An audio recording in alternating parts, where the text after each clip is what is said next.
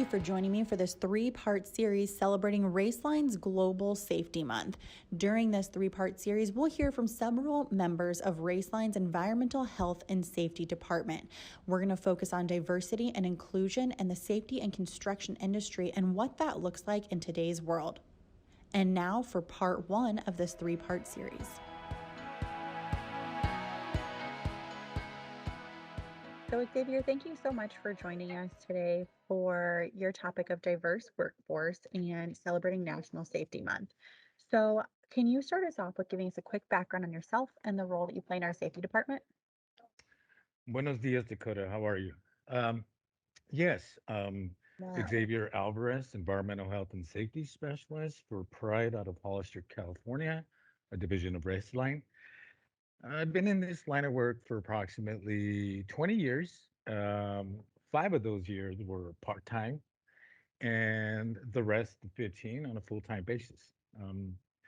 I My job and my role, responsibility is to uh, help the company from a compliance standpoint when it in regards to environmental health and safety, um, protecting the companies from liability and the employees from injuries and illnesses has been my line of work, and I take pride in what I do. Literally pride, right?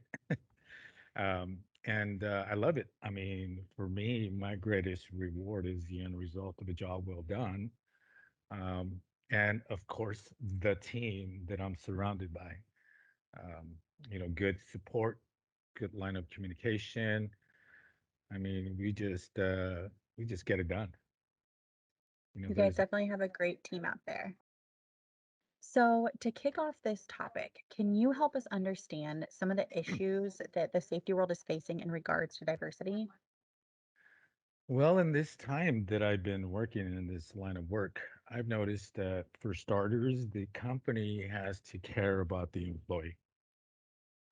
Those line workers are the ones that are making it happen for us. So we need to show them that if safety is important to them, it is. If safety is important to us, it will become important to them. Absolutely. Um, and again, the topic, the diversity in the workplace. Um, and being in California, of course, I'm speaking for us. Our population of Latinos in the workplace when it comes to construction, general industry, or um, agricultural is about 80 to 90%. And that's frontline work, the people out there doing the job.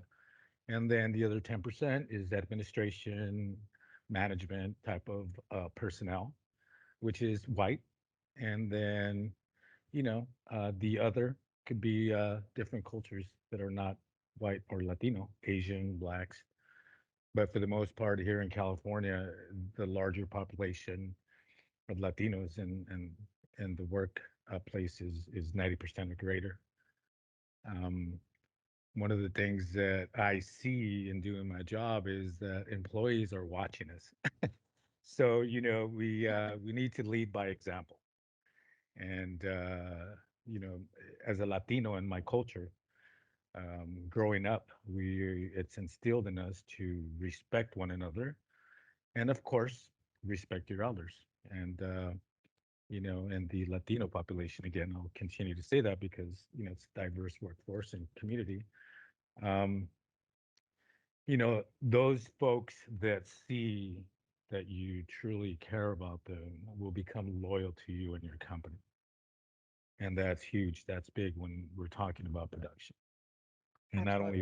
And not only that, but my department being um, the part of the business that is here to protect them from injuries and illnesses is key.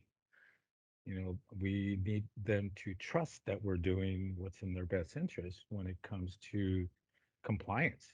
You um, their safety is key, whether it's providing them the appropriate personal protective equipment to do their job safely. Um, training is important so that they know and understand, job description, assignments.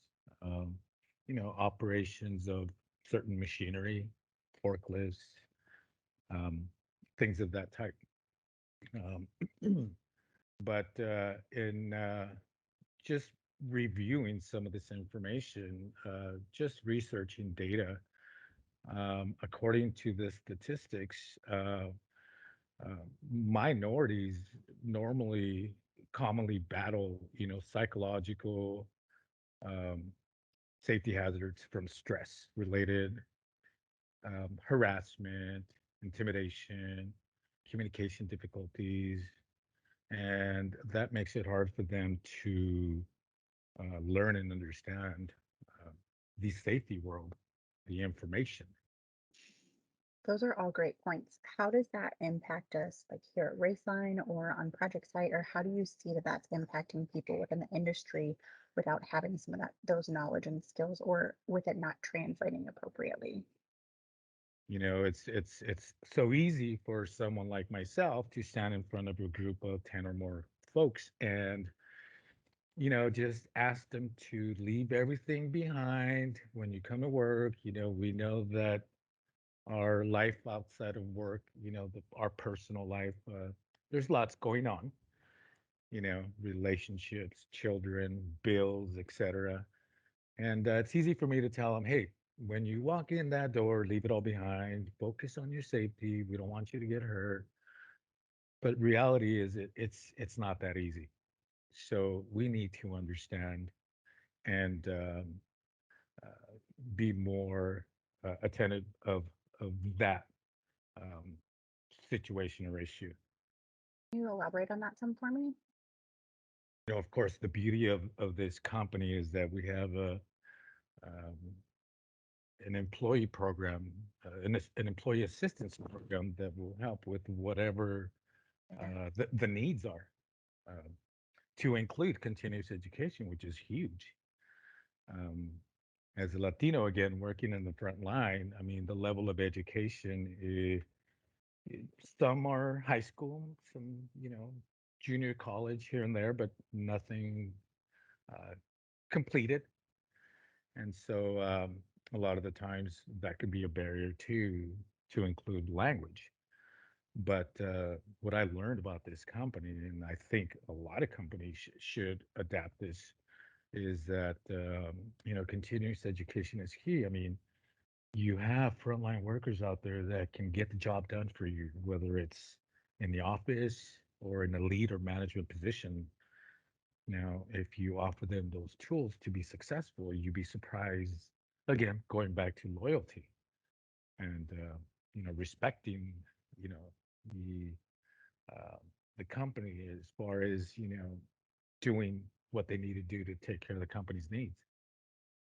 I actually want to continue off that point now. And what steps can we take throughout the other facilities to support one another with this, whether we're in St. Louis or we're in Michigan City, maybe over in Poland or Shanghai? How can we help grow the diversity in our workforce?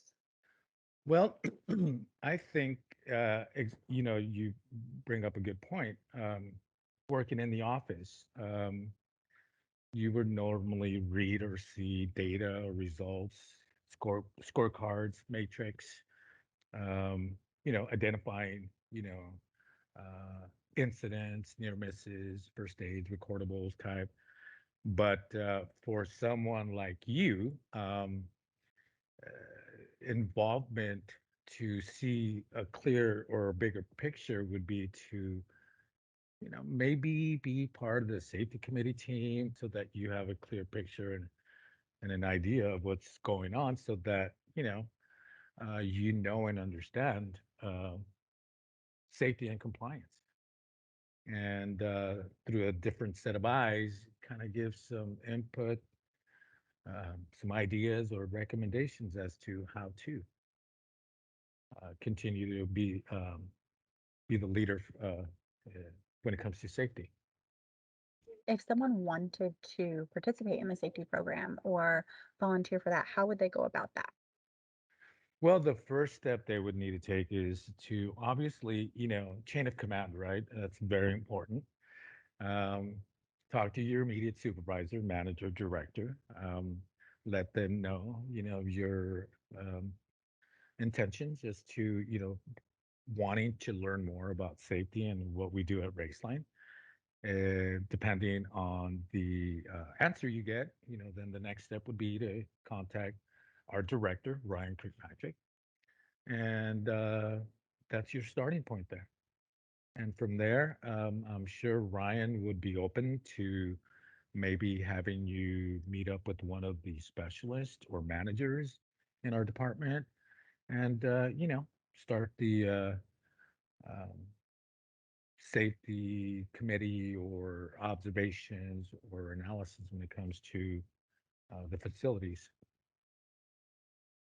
This is great. Thank you so much. Is there anything else that we should be aware of or any last talking points you want to address? Again, the length of time that I've spent doing this job, I've seen so much and I've learned so much, and I've learned to value and appreciate what those folks out in the front line do, whether it's welding, assembly, fabrication, metal prepping, construction, um, the long hours and the hard work that they put into.